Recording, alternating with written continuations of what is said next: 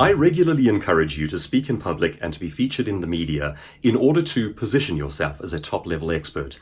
The more you are seen in public, the more you become a face and a voice in the public consciousness, and repetition and effectiveness are incredibly important to you. So let's ask a couple of simple questions around your nerves and your fear. Let's say, for instance, you're about to do a big speech or a media appearance.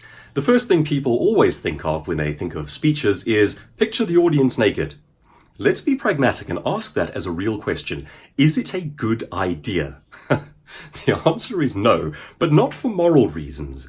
The reason it's not a good idea is you are adding one more thing to think about in a scenario in which you should already be highly focused and thinking about other things. You want situational awareness, you want to be on top of your content, your ideas, your own body language. You do not want to be processing one more idea and undressing audience members. So let's go further and ask another question. How about alcohol? Is it a good idea? Is it a bad one? What does the science say? Well, actually, there is an answer to this one. And fascinatingly, the answer is initially and for a few seconds, yes. And then immediately after that, oh, hell no. So here's what happens. Alcohol is a disinhibitor. So it will, in fact, make you feel more free, more able to express yourself. Then at the same time, it shuts down the language center in your brain. It dulls the thinking that has to do with ideas, concepts, logic, and language. So the horrific result of that combined is you feel free and open, and you can't think of things to say. Very, very bad idea. So how about coffee?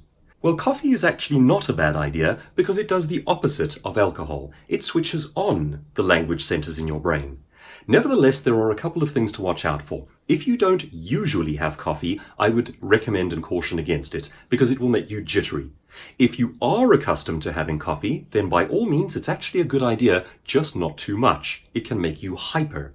When you become hyper, you speak faster and you tend to self-justify. When you are not hyper, you're more calm, you're more relaxed. So in moderation, yes. One more cautionary for coffee though, of course, is that it can dry you out. So make sure that you have water available as well. So there are just some practical ideas around the do's and don'ts of ways to assuage fear before a big speech or media interview.